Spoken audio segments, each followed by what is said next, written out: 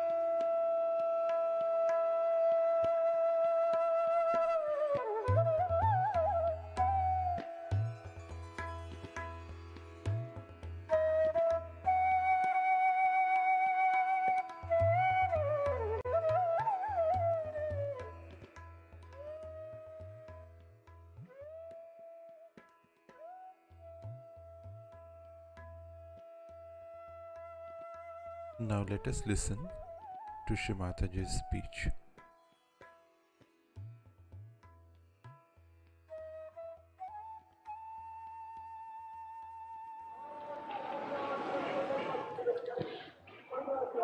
The prophets are born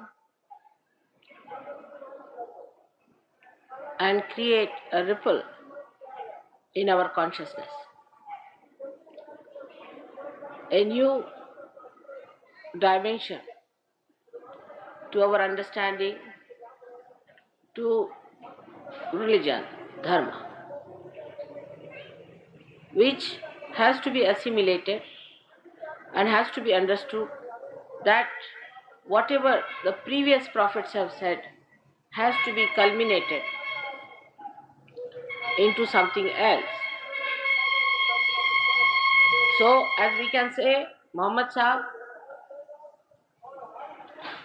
has said that all these prophets who have come on this earth have created a new ripple and also has sustained human beings with a newer evolution, a newer foliage opening. The idea of human beings of newness is that we have to give up all that is old and we have to become new. Or they think that newness means absolutely a juxtaposition condition in which one has to rise. And this is the cause of the folly of many people in the West as well as in the East. Whenever a new theme starts, like we can say that first of all, a great saint came on this earth and he found that the people are following the idol worship in a very wrong way. Because it is said in the Bible that whatever is created by Mother Earth should not be reproduced and worshipped. So they created another extreme religion out of it, saying that nothing should be worshipped, but it is said whatever is produced by the Mother Earth. So there are so many such things all over the world which are created by the Mother Earth. So they should not be worshipped by reproducing them and making images out of them. When such a prophet died saying that this should not be done, one should not worship images. The other side of it started the extreme, going to the extreme that there should be no worship even if the Mother Earth has created. So all the human beings were divided into extreme conditions. One situation comes in where one has to say that this should not be done. So people take up that theme and just start building up onto that and saying that this should not be done as told by the Prophet. Of course, after the death of the Prophet, when the Prophet is living, nobody listens to him. They all torture him, bother him, do all kinds of things, and ultimately they may even kill him. Then another point is, every Prophet is born at a different period of time. So depending on the time when he is born, he talks of a particular problem. Say when Muhammad was born, Muhammad Sahib said very clearly that you should not drink. So people said that all right, we will not drink but we can smoke. So he had to rectify himself. He said, I am the last who has come, but he found that it is not so. So he came back again as Nanaka to tell people that do not smoke also. Like that, the persons or the group of persons who follow one incarnation go to another extreme and try to push down all the traditions, all that has come so far built up, like cutting the whole tree and start their own tree, which is artificial. Then the quarrel started when Muhammad Sahib was driven to another level, and then Nanak's disciples were driven to another level where they just thought they have no relationship with each other, which is not true. Afterwards also, so many such things have happened in this world. We can see that any revival starts, people go to the extreme of it and get completely ruined. In Christianity, you will find the same thing happen. When Christ came in, whatever problems he faced, he talked about them. But the main thing he had to talk about the resurrection, about the ascent, and he talked about the ascent. He talked about the spirit, and in his resurrection he showed that he ascended.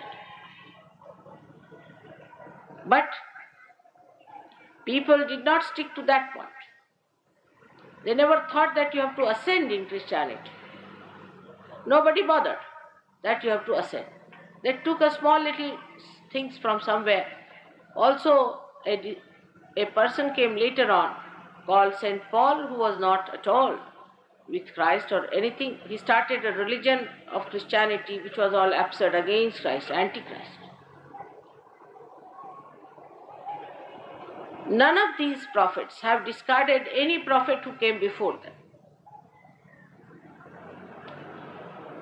Now the problem came in that one has to integrate. And Muhammad Sahib knew that a day will come when this integration problem will start. And he talked a lot about Sahaja Yoga, in the sense he said when the resurrection time will come. He talked more about resurrection than about doom time. Most surprising thing is about Qayamat. He spoke very little. He spoke really about the resurrection time, because that was the problem. The problem that they face, they talk about. I've told you how Buddha talked only about Atma Sakshatkara and not about God, because those people who went to God or thought of God or just studied God thought they were gods themselves. So he said, you must get your self-realization. Then Mahavira, who talked about the hell where people can go, because that was his job, the part of it and the part of it and the part of it and the part of it. These are the different aspects of human beings. which they had to awaken. Different aspect. When Muhammad Sahib started teaching people to do namaz, people used to laugh at him. What is he doing? Why does he want us to put hands like this? Why does he want us to sit down or put our hands on the knees? Now you understand as Sir Yogis what it means, that he wanted us to improve our nabis first, our dharma first. All this movement was to jerk out the kundalini, but without realization being there, namaz would not work out. You may break your knees, you may do what you like. But the extremes people catch hold of it and not the reality. And they make a fuss out of it and they may create a big organizations and things, and that's how it is spoiled. So when he said that Allahu Akbar is to be said with your fingers in your ears, you all say that, isn't it? All the Sahjogis say with this finger in their ears, Allahu Akbar. Because you know this is the finger that represents the Vishuddhi. And the Vishuddhi chakras, deity Shri Krishna, becomes the Virata, the Akbar. So when you say about Akbar, you have to put your fingers into your ears and you have to say Allahu Akbar. Whole relationship and everything was never understood. For Indians, Shri Krishna was their avatara. For Western people, Christ was their avatara. For other people of Arabistan, Muhammad was their avatara. How can that be? They are all related to each other. So how to relate it to each other is a problem of Sahjoga. When they come from different communities and different fixed ideas, it's impossible to stir them and tell them that you are all one. We talk of Hindu-Muslim unity. For example, Muhammad Sahib didn't know there were problems like that, but Nanaka did say, we have come to do Hindu-Muslim unity. But in the outside, if you do the Hindu-Muslim unity or any unity, it doesn't work out. It doesn't work out in the outside relationship. Even your brother may not be your own brother. If it is working outside. But if the spirit is awakened within you, then spirit is the one which is the connection with the whole, with the Virat, with Akbar. When Akbar is to be felt, you have to have your realization. Otherwise, you are just talking in the air. You don't know who is this Akbar. You have to get connected to that Virat, and that Virat is the primordial being. We are actually not integrated at all because we have different incarnations. Even if you are not absolutely atheist, even if you don't say that you do not believe in God or believe in something else which is anti-God, even if you believe in God, you believe in God in fragmentations, in his different aspects. But you don't see him in collectivity. You have to see that he is one God. Everybody says he is one God. Of course he is one God. I am one person, but I am also a housewife. I have to do some work for my household. I am also a sister of somebody. I am also your mother and mother of my own children and also a grandmother.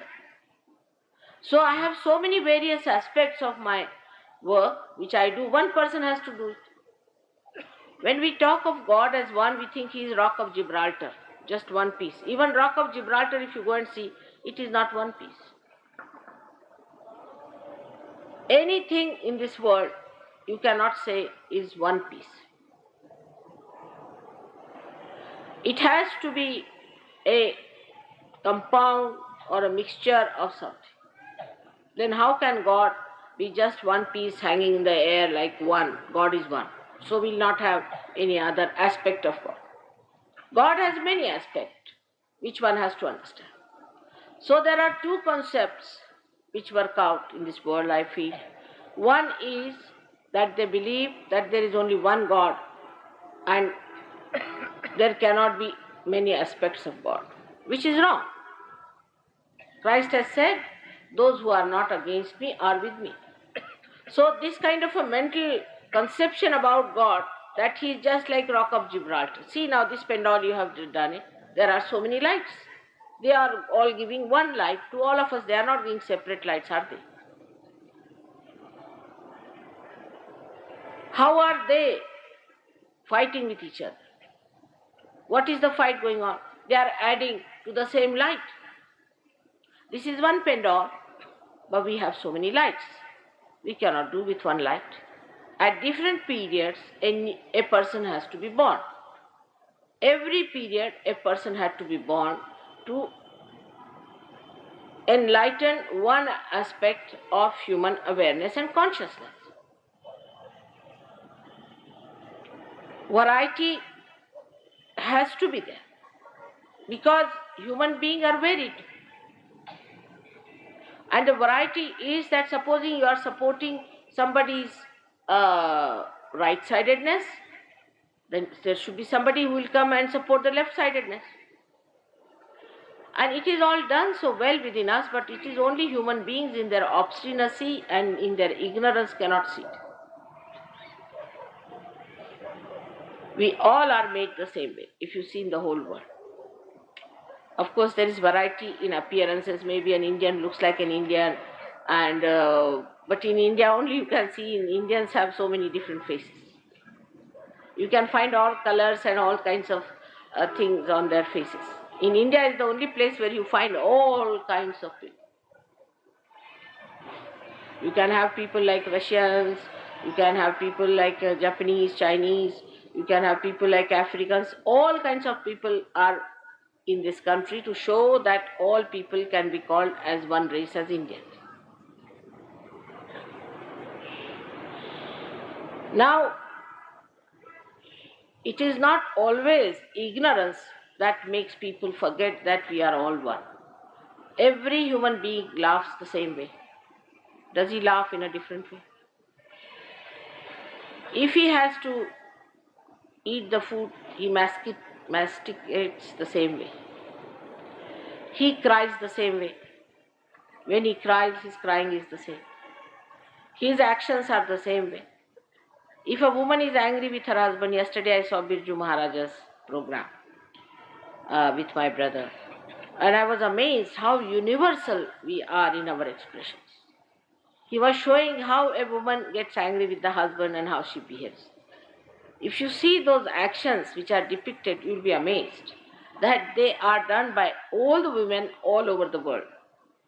And the reaction of man, if you want to see, all the men act in the same way. My husband was secretary to Shastri ji, you know that.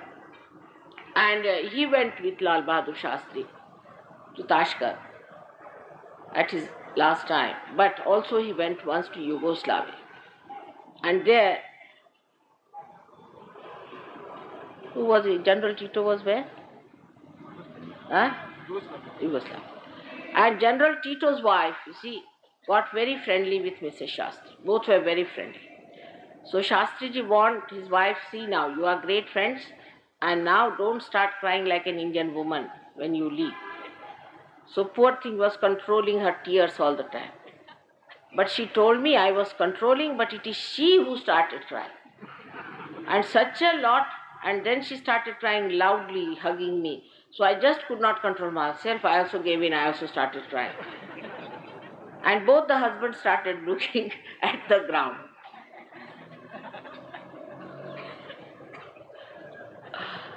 So basically, all the women, all the men in the whole world react the same way to a situation.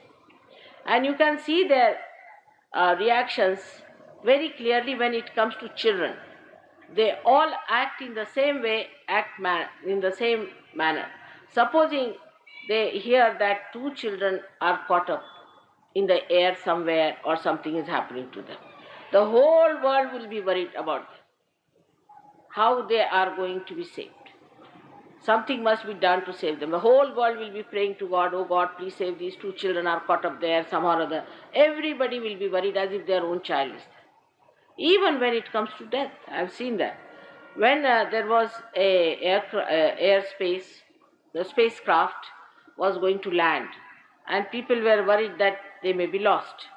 I know in every masjid, in every temple, in every church, and everywhere, they were Americans. Nobody thought of Americans, what religion, anything. To them, it was a part of human beings, you see.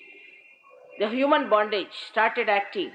That time they never thought what country they were, what Americans have done to Indians, nothing of the kind. They just thought, oh God, these people are, oh God, please save them. Everybody prayed to them, prayed to God and prayed for them that they should be saved. That time, what had happened to us? How did we forget? We touched the reality at that time. And that is what it is. Anybody who tries, these Jews, when they were troubled by Hitler, everybody's sympathies were with them. But when these Jews started troubling the Muslims there, everybody's sympathies were with Muslims. Then why don't you think on religion? Even the Jews had sympathies with Muslims. Then we don't think what differences we have with them. None of the people I heard said, all right, they are punished or it's all right. Not even Jews. So the part that is within us, which is human, becomes absolutely troubled when we see some other human being is tortured. Of course, with these horrible ideas of fanaticism, or maybe fear, or maybe aggressiveness, or whatever it is, we may try to be cruel. If you ask the people of Germany, how do they feel about the massacre? They just put down their heads. They said, we don't know, we were not ourselves. How we did it, we don't know. How it happened, we just don't know how it worked out. So when the violence is over, you just start feeling, oh God, I am a human being, they were human. So this oneness comes in. The feeling, the awareness comes in. It is not so in the animals so much. If they have to work, if they have to be active, they will be together. But if something dies, they are not bothered. Even if a child, or say of a monkey, is sick, the mother will be worried. She'll be screaming, shouting. But if the thing is dead, she will just throw away the child on one side and get up. It's only the human beings who can feel that oneness. So in our nest, this was given to us by Sri Krishna's advent. He gave us this awareness of human, or he keeps that awareness within us. We have to accept him as a person who gives us this awareness of human relationship. And whenever there has been problem, like this, somebody told me that in Somnath people believe that Sri Krishna came as Muhammad Ghazni to give lessons. So many Hindus believe. It was Sri Krishna who came as Muhammad Ghazni to give a lesson to these horrible Brahmins who were making money out of that temple. So many Hindus believe that. That to punish these horrible Brahmins who were making money, he had to come as Muhammad Ghazni to break that idol which was giving them so much money, and they were making all kinds of you can say extractions from the poor devotees who were devoted to that temple. It was only he could do it. So we have to understand that when we are not integrated, we cannot feel the integration of our being. We are not integrated, that we have to realize. Our mind works in one way, our heart works in another way, our liver works in another way. As I told you, I am quite surprised that when they have told that don't drink, those people who follow these religions still go on drinking. But apart from that religion, forget it. They see a man going into a pub and falling and faltering, coming out. Still they enter into the same to get to the same situation. Why? because the mind tells them not to do it.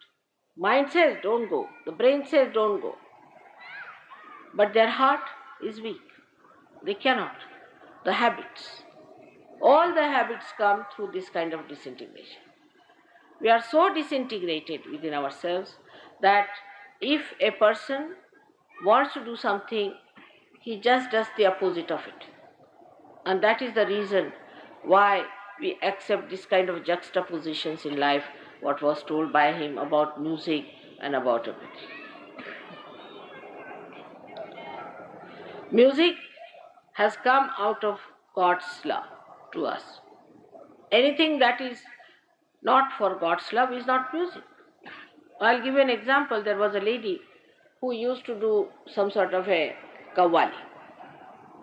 And I was on the censor board, I censored her kawalis. And I said, this is not a kawali. She said, why? I said, this is called as mujra. This is a horribly sensuous and horrible thing. It's an insult of God. You can't sing like that. So she said, no, this is kawali. I said, do you know kawali was never sung by women and was never done in this dirty fashion, the way like a prostitute you are singing this kawali. Is always, all the music was in the praise of God. And that's why Muhammad Sahib said that all the music should be in the praise of God and should not be. So we had other things like Naat and all that. But you find, even at the time of Sri Krishna, all the music was to be just done for Rasa. Ra is energy, Sa means side. With Radha, they were playing together, playing Rasa, and that's how they were doing the circulation of the energy to integrate themselves and singing the music. It is for that. But you find that people don't understand. They use music for sensuousness. It is anti-God. This music force has come to us to praise God. That's all, for nothing else. For doing all kinds of dirty things and singing all kinds of funny things. Imagine, and the reaction is built in so much. When he said that all the music should be in the name of God, we have a person like Aurangzeb who would not take to any music. He was such a staunchy fellow. And the other Muslims who came in would not sing anything that is Qawwali or anything, would sing horrible ghazals, which are just describing the separation of a woman and a man and all kinds of dirty things.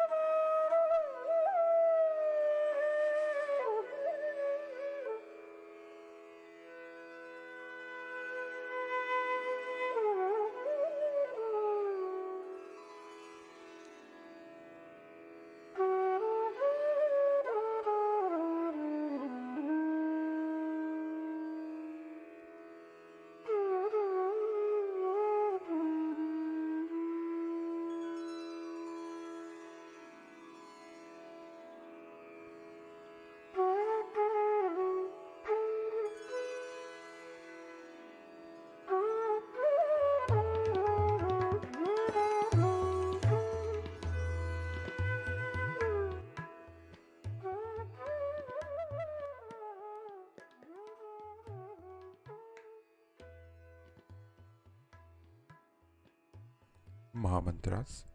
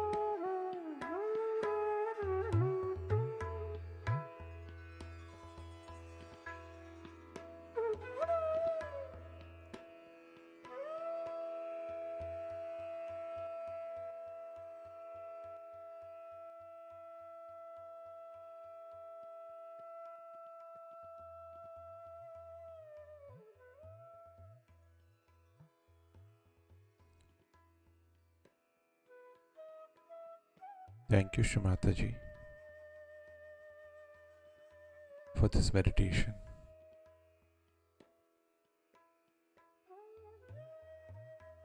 Let us all bow down to Shrimataji, raise our Mother Kundalini, and put Bandhan.